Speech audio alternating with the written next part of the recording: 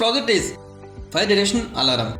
Here, hardware connections are Arduino and its daughter board along with power supply, 16:2 LCD display. Fire sensor 1, fire sensor 2 connected to Arduino digital pins. Here, siren controlled by a relay which is connected to Arduino digital pins respectively. Now power on this.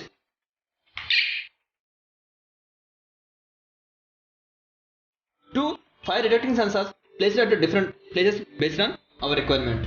If any sensor detects the fire, then siren will be on and we can see on LCD.